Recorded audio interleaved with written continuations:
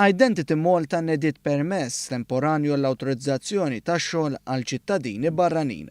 Fi klima ekonomika pożittiva l-Aġenzija Maltija tkompli tissimplifika l-proċessi tagħha mingħajr ma jiġu mittiefsa il-kontrolli ta' sigurtà.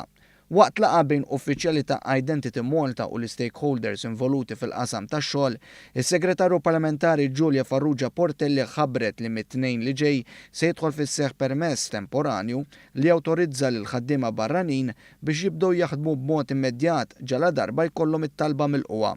Permezz ta' din il-bidla se jkun ifisser li nkomplu nissimplifikaw il-proċessi li taħdem bihom Identity Malta.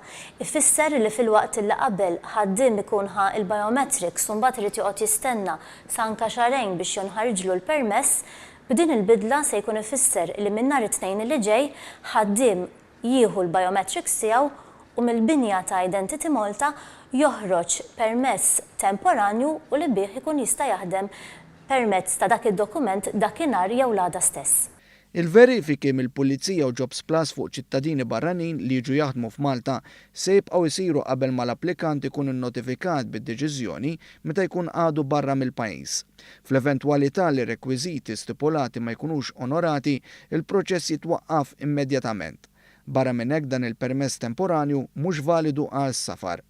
Hawnhekk sar aċċenn qawwi mis-Segretarju Parlamentari Farrugia Portelli li permezz ta' din il-proċedura ġdida li se tadotta Identity Malta filwaqt li se tkompli tittaffa l-pressjoni fuq is-suq tax-xogħol se tonqos il-possibilità li dawn il-ħaddiema jaħdmu mingħajr l-awtorizzazzjoni neċessarja.